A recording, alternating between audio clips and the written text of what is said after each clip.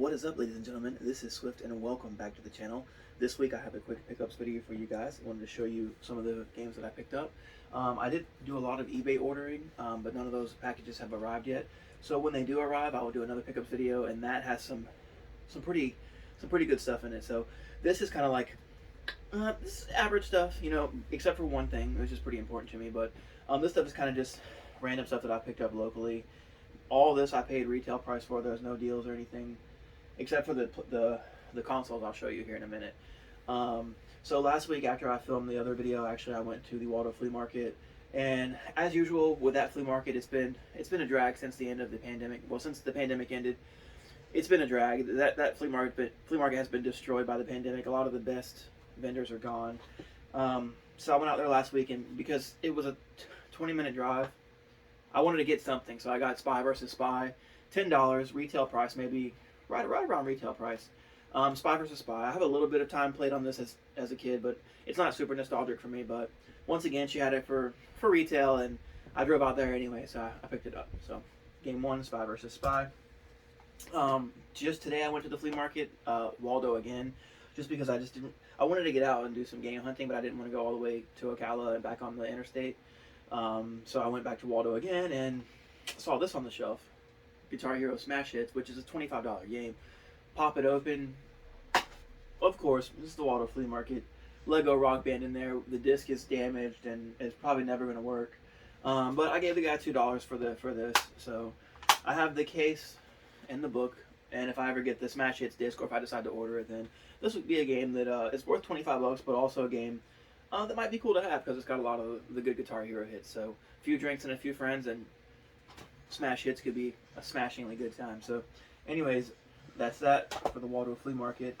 They have another guy at the Waldo Flea Market, Swamp Games, I think. He's a pretty cool guy. I got a chance to chat with him today. As I was leaving Waldo Flea Market, he actually opened his store. So I turned back around and then went in and took a look, and he had a couple of things. The first thing I picked up from him was $8. It's a very generic game, and that's kind of what drew me to it. It's called Gun Club for the PS2. I don't really know much about it. I just know that it's over 100 licensed and faithfully recreated firearms. So basically a National Rifle Association endorsement. I'm not a huge gun guy, but I figured this would be one of those obscure games that you love to hate. But we'll see. It might be terrible just for the sake of being terrible and unbearably bad and not funny, but we'll see. Another one, actually, Metal Jesus Rocks had a video recently. I think it was recently, I don't know. It might have been from his backlog, but he mentioned this game, Run Like Hell, RLH. So I decided to pick it up. A complete copy of Run Like Hell for PS2. I never played this originally, so I don't really know what the dealie is with it, but it's $10 and it's a complete copy in good condition. So I picked it up just for the namesake alone. That's pretty interesting. Hunter be Hunted, Run Like Hell. Alright, another game I picked up from the guy, Capcom's Mickey Mouse Capade on the NES. I know I played this for a little bit, I just don't remember much about it. It's one of those, once I put it back in the console and fire it up again, I'll remember some, but I just remember that this actually, now, it's coming back to me now. I didn't own this game. The first time I ever played NES was at a friend's house, and they had this game. And they didn't have it initially, but they ended up getting it later down the road, I think. I remember when I went over there to play with them, they had Othello, they had Mario Brothers, I think they had Donkey Kong, like the one board arcade machine Donkey Kong where you're climbing vines and throwing barrels, that Donkey Kong. And eventually I think they ended up getting Mickey Mouse Capade. So now it's come back to me a little bit where I remember this game from. But anyways, for $8, it was a solid pickup for me. And once again, a retail pickup. And then the last thing I picked up from the guy with the resale store at the Waldo Flea Market today was a complete copy of Super Smash Brothers for the Nintendo 3DS. It's $25. I'm guessing it's probably worth $20. I don't know. The guy, he's a nice guy. He does upsell, but then again, he has bills to pay for his shop, so I can't really hate on him for that. But it's a complete copy of Smash Brothers 3DS. So glad to have that. I have a pretty small 3DS collection.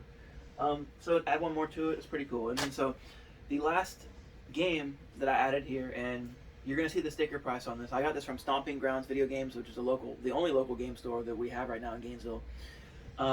It's a limited run release that I missed out on at the time, but being a huge fan of the series, I had to get this. Price was kind of, it didn't really matter. Um, so I don't know if you guys even know the story about this, but once I show it to you, then we'll discuss that. But Mega Man: The Wily Wars. This is a recreation of the Sega Genesis cartridge. Now, the story as I know it is that The Wily Wars was released on Genesis on the Sega channel, which was a download only channel. Now, I'm also heard that it was only available overseas. Now, the story I remember is that it was available on the Sega channel, and I guess if you couldn't access the Sega channel here, then yeah, it was only available overseas. But it was a download only game, and it was a recreation of the first 3 original Mega Man games for Nintendo. So this is actually a recreation, a Genesis cartridge with a recreation of that, and it has all this other additional stuff. So I'm not sure how much this cost from limited run. I paid $120. It's probably $70. I don't know. I don't really care.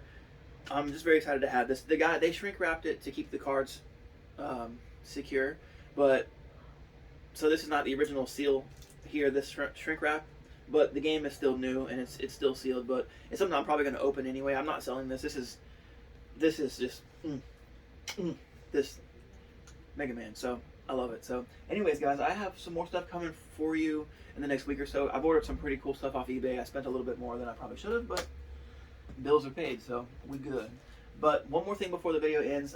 Just a few hours ago, just an hour ago really, I bought 2 PlayStation 3s that do not work from a guy for $15 a piece. So he claims that this one, this slim, powers on, but it doesn't work after that. I don't know. But for $15, I have a couple on the shelf behind you guys that I can use for parts. So this one, who knows, maybe fixable. This one, he says, doesn't power on. It's missing, it's got a damage here, it's missing buttons.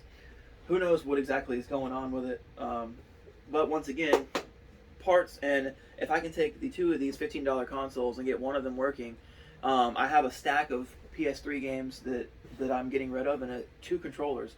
So if I can get one of these consoles working, then I'll be able to sell another PS3 bundle for $100 bucks.